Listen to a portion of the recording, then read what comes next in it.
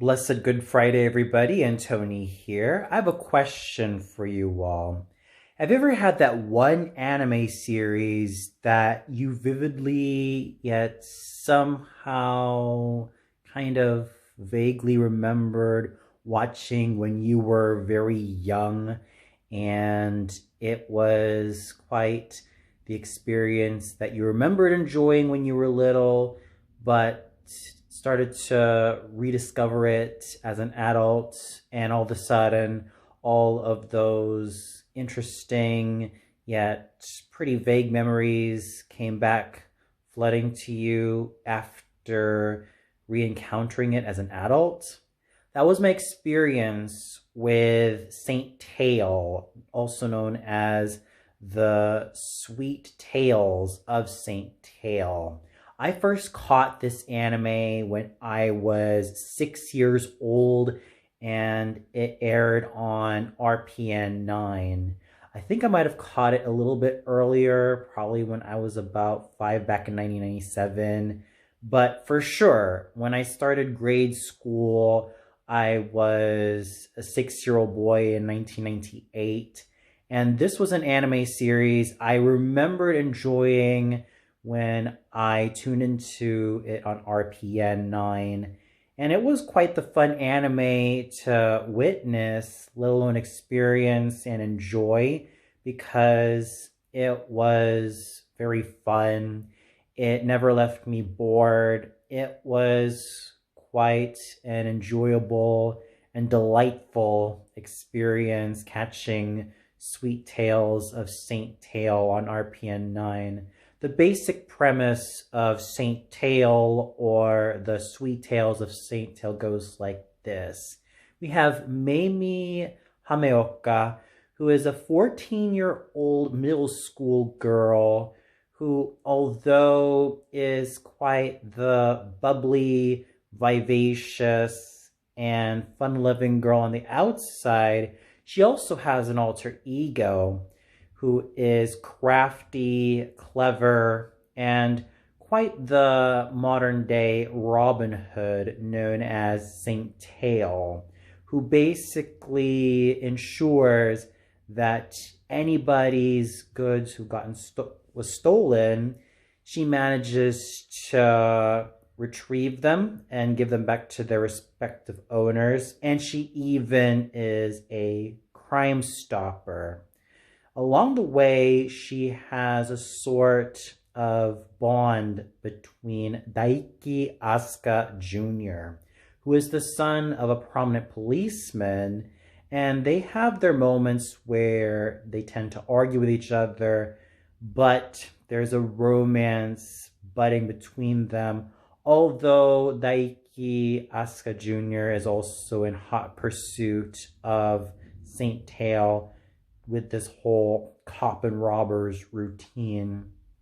So the story and the plots with Saint Tail are absolutely delightful. The characters are just as vivacious, and everything about this show just screams a whole lot of enjoyability, lovability, comfort, and a sort of sweetness that managed to make this show shine so beautifully, especially whenever I have a bit of a crummy day, or whenever I have days where I feel kind of unsure. Sweet Tales of Saint Tail would always be that one show to guarantee me a great deal of enjoyment, a great deal of fun, and just a whole lot of brilliantly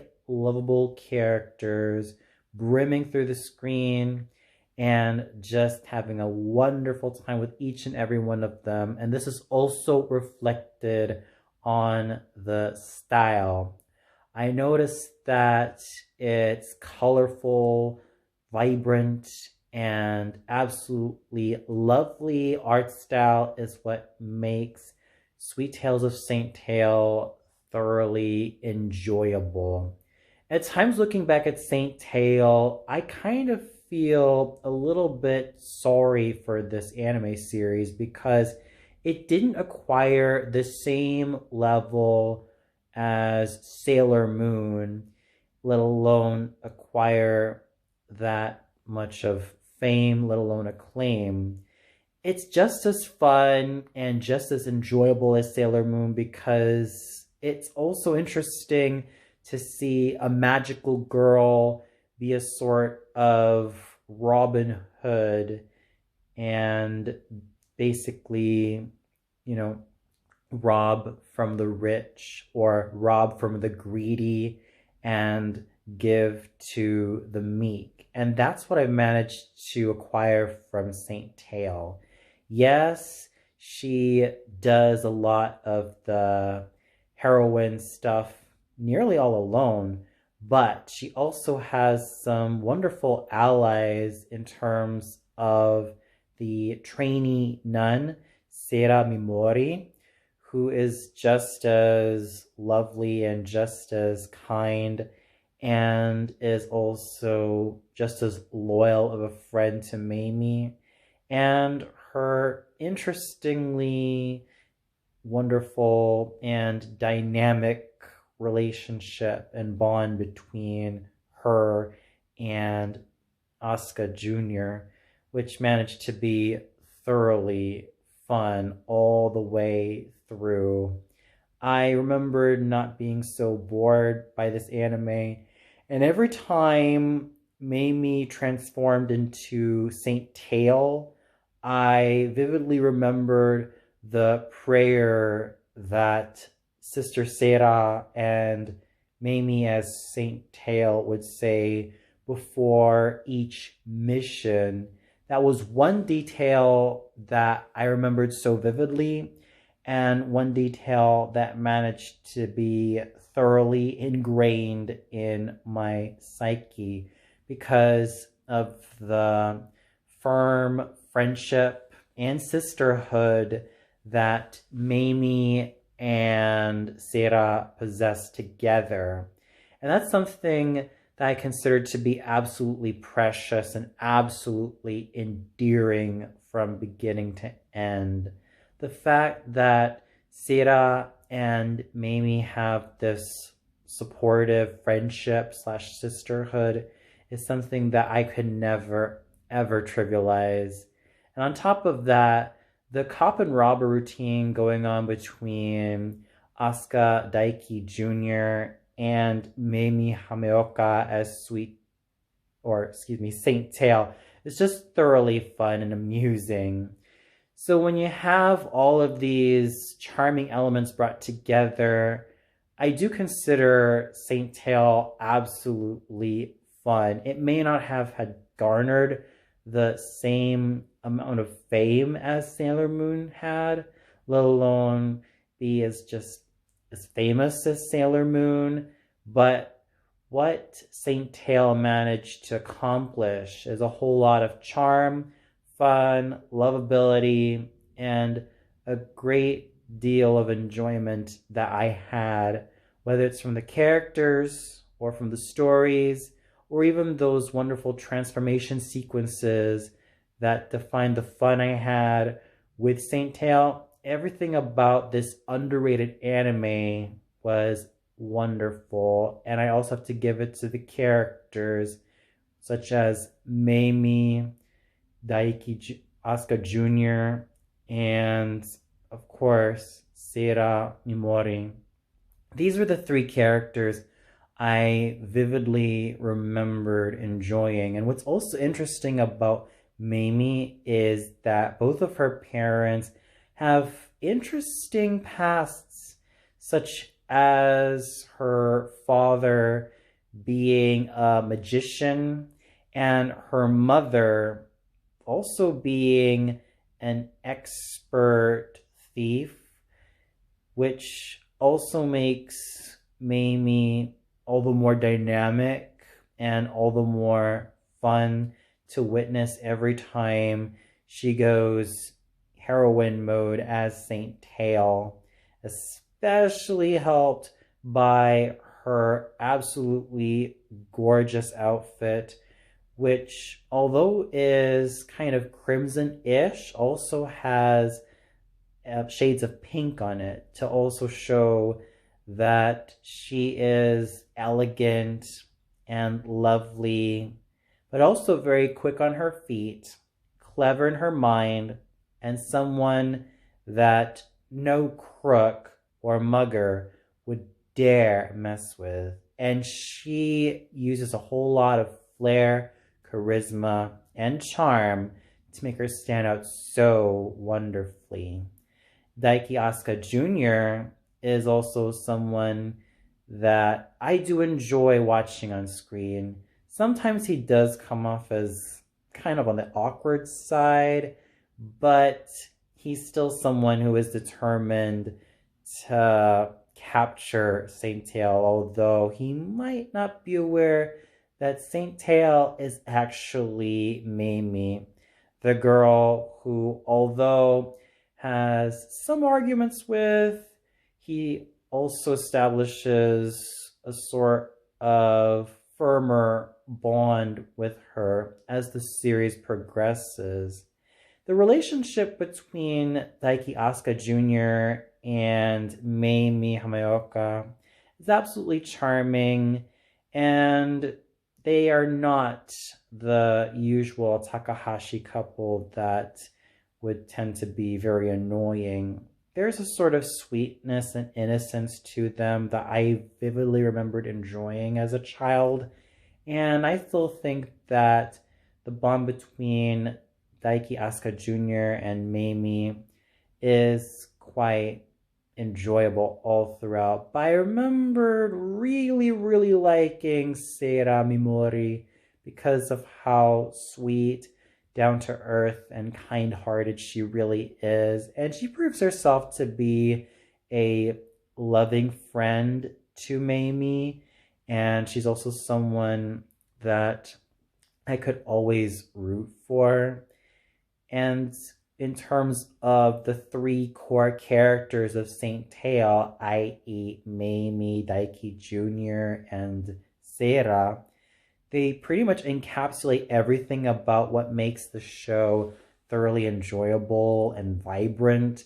And the same thing I could say about the other characters, whether they be rivals or allies or villains. Each and every one of the characters manage to serve their roles so spectacularly.